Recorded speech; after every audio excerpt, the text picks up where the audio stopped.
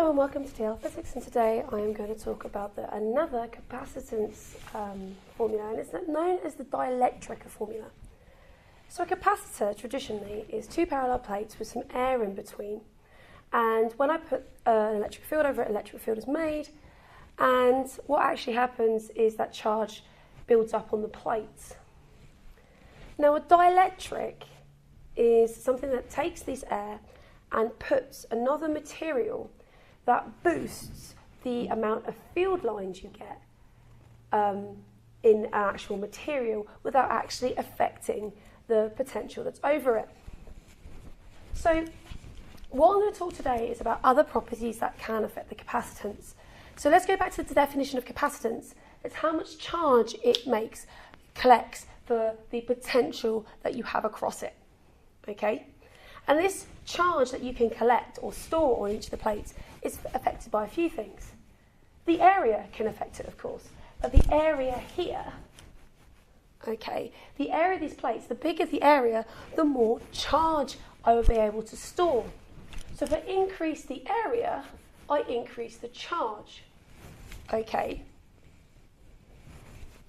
Now, if I decrease the distance, okay, so if I make it smaller, I increase the potential that's across it. Okay, I increase the field strength. Not the potential. I increase the field strength across it, because remember that E equals V over D. Okay. So if I make it closer together, the field strength would get higher for the same amount of potential. So if the potential remains constant, if I make it smaller, the field strength would go up, which means that there is a stronger force holding those electrons there. If I had a bigger area, I would be able to store more charge in the first place. And what happens is you get a formula like this. If we're actually going to look at this, there is a proof for this. You don't need to know this proof at all, but I'm just going through some basics.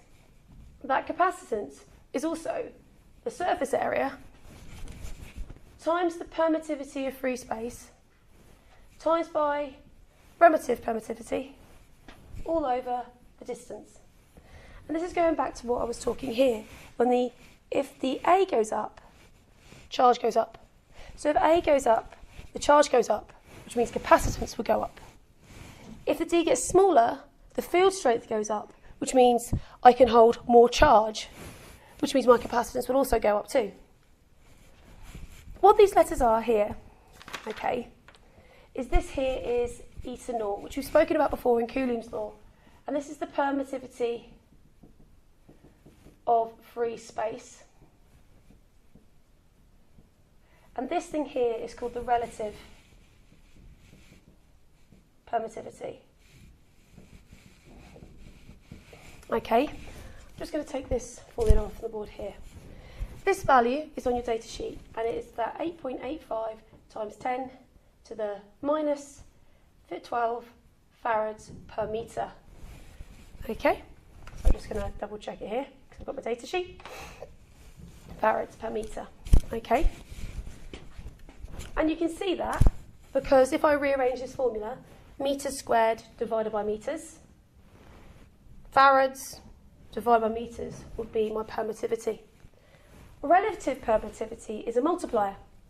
So permittivity of free space is the ability for field lines to be made. There's something very similar in magnetic fields too. When you put a dielectric sheet in between this plate here, so I'm going to remove, this is with air, I then put something else in there that allows field lines to be made better or more easily. I multiply the amount of capacitance I hold because I've got more field lines there. I've got a bigger density of field lines, and a bigger density of field lines means a stronger field. Much like when you have coils and a transformer and you stick an iron core in there. It's the same concept. All you are doing is magnifying the magnetic field in the transformer, and with a dielectric sheet you are magnifying the electric field. So let's give an example here. These has a distance between them of 1 millimetre. This is 1 millimetre by 16 millimetres. and my relative permittivity is 1.2, so it's just a multiplier. Okay, it will always be bigger than 1. I'm going to work out my capacitance here. So my area is 16 times 10 to the minus 3 times by 1 times 10 to the minus 3 times by 8.85 times 10 to the minus 12 times by 1.2 all over 1 times 10 to the minus 3. Okay, so I've got 16 times 10 to the minus 3 times 1 times 10 to the minus 3, 8.85 times 10 to the minus 12, 1.2 divided by 1 times 10 to the minus 3. My capacitance of this capacitor is 1.699 times 10 to the minus 13 farads. Okay, so that's the capacitor I've got here. Now, what this means is quite nicely that this dielectric, because it can hold more capacitance, because of its dielectric sheets, because it's got a bigger area, this means I don't actually have, for the same amount of charge, I don't have to stick as much potential over it. Okay? So if I wanted a 2 microfarad capacitor here,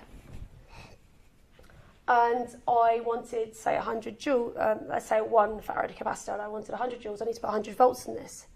But if I affected the capacitor here and doubled the capacitance by playing with the things, and I had a 2 farad capacitor, if I still wanted 100 coulombs worth of charge, here I'm only going to need 50 volts across it.